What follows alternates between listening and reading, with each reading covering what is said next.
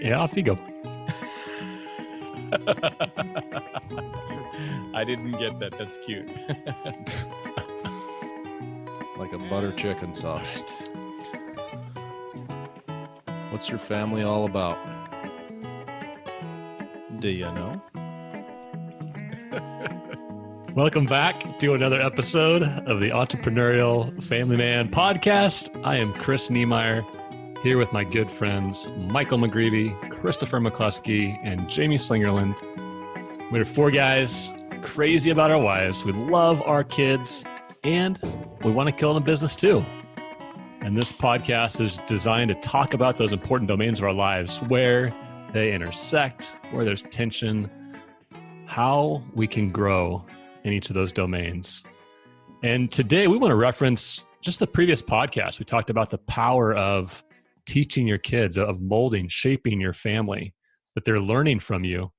So today we just want to ask you, what is your family all about? What are you about?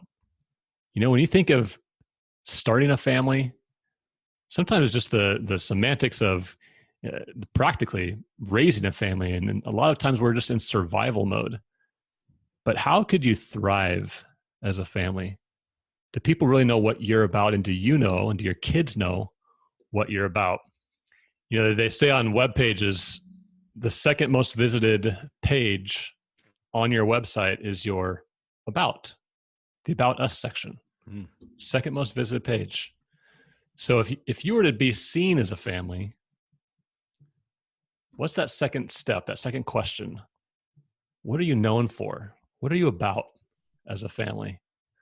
Michael, why is this so important that we're talking about being intentional as a family? I don't know, man. I have such a draw to my family history. I'm always like thinking about, I wonder what it was like for my ancestors who lived in Ireland and what they were like and how they lived and who were these people. Really, all I have to go from now is the meaning of our name, McGreevy, which is son of a gray-haired man.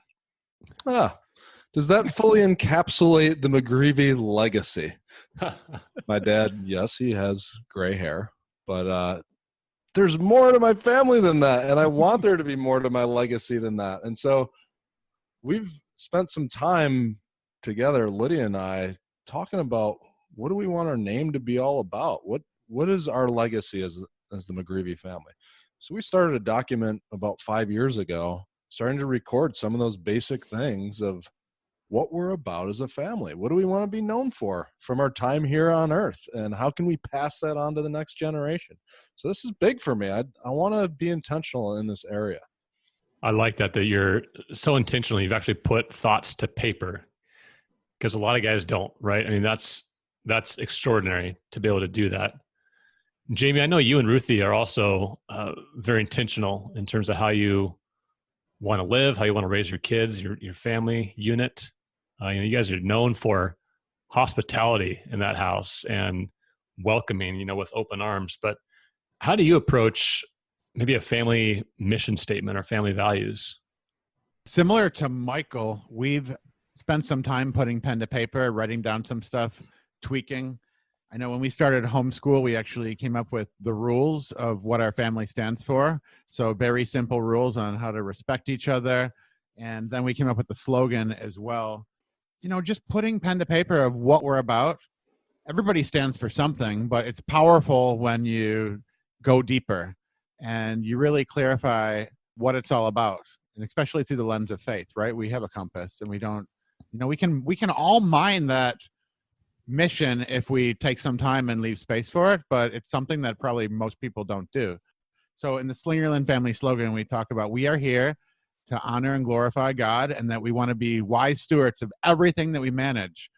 It takes a little bit to put those words into document, but I'm super glad that we did that, and I can probably pass it up to McCluskey. He's got a whole document that's written out that's a more exhaustive version. Is it exhausting, Jamie? Well, I think of it exhaustive, not exhausting. It matches personality as well, right? Jamie's can be done on a Post-it note. McCluskey pulled out the dictionary and started rewriting. So that's right. It's how a it goes. bound edition. But Chris, share that because it's a beautiful example. I mean, Jamie, you talked about the importance of it, right? It's your North Star. It's your guiding principles. They say if you don't stand for anything, you'll fall for everything. And so what is it that you want to stand for? That was McGreevy who said that. I think I've got that sign. Oh boy. You are becoming known. Blaze in a barnwood. Yeah, money to be made on that. But anyway, there's just this example, right? That you can have words put down. But McCluskey, you shared with us earlier that you've got to use Jamie's words, an exhaustive, but a deeper document. You approached a family mission statement from a different angle. Can you just explain that and then share a little bit about that?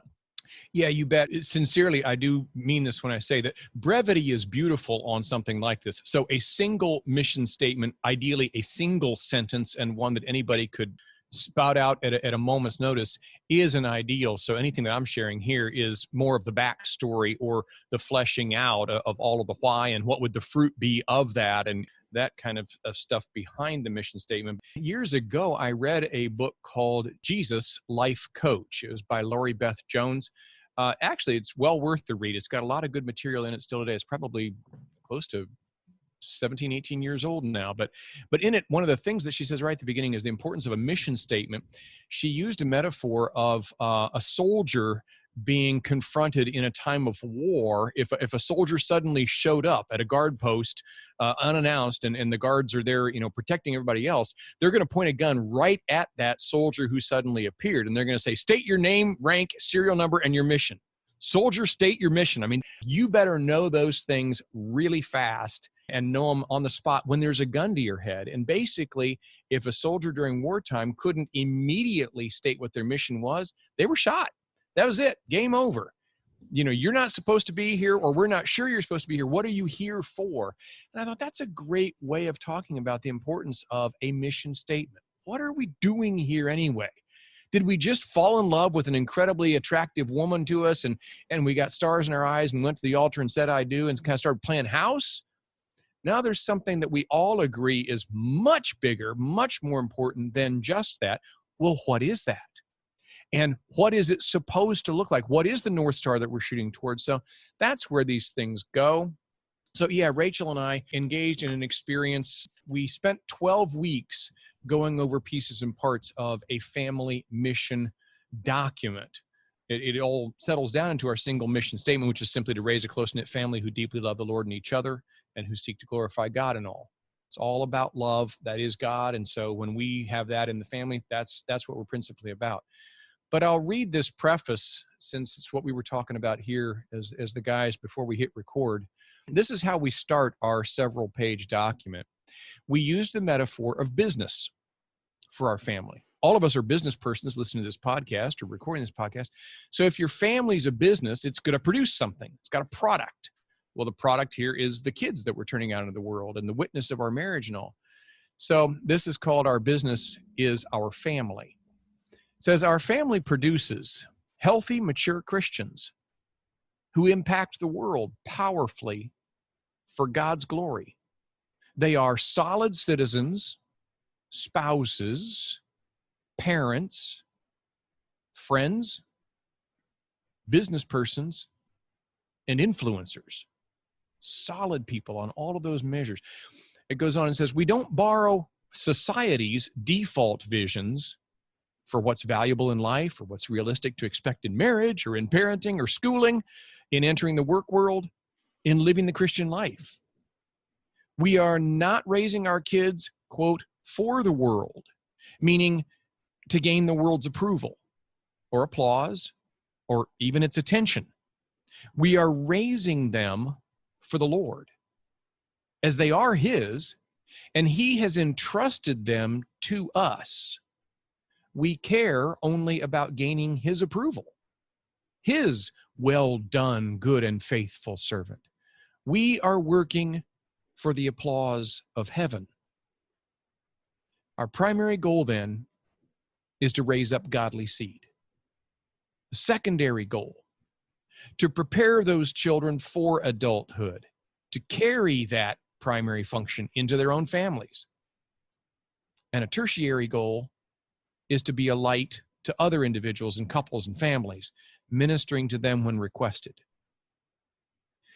Last little paragraph here of this section simply says, the growth of our family will be slow, requiring 35 plus years to produce 7 of the kind of children that we feel called to invest our lives in. And by that point, we will be deeply invested in the roles we can play as grandparents in co-producing the next generation of such persons. There is no fast track for this, and there are no shortcuts. Wow, that is powerful. I know I'm going to go back and listen to that as examples, but just to think that you and Rachel sat down and, like you mentioned, over the course of 12 weeks, put together this, not set in stone, it's a living, breathing document. I'm sure there's been iterations over the years as you've grown, right? As a couple, Yep. As individuals, but to have the power that is your guiding document as your family, and as you give example as your business of producing amazing children who will become, like you said, influencers of the next generation. It's inspiring, Chris. So thank you for sharing that. And it really, it boils down to, like you shared earlier, so many times, right? Part of the American life, the American dream is, you get married and then you just start playing house, and eventually that's just what happens. And then at some point you retire, and that is status quo. And we're saying buck that trend, become much more intentional about how you're going to be as a couple and as a family unit. So we just ask, what about you when it comes to putting together mission, vision, values for your own family? We encourage you, in fact, we challenge you, make this a priority. Sit down. Maybe this is your next date night conversation to start the process of putting together some of these examples, some of the true weight behind who you are as a couple, who you will be known as a family, what's going to guide you through that. Because there will be peaks and there definitely will be valleys. So what's your guiding principles to make sure you know what your family is all about? Thank you for listening to the Entrepreneurial Family Man Podcast. Visit efmlife.com to connect with us and others like you who are pursuing success in enterprise, family, and marriage.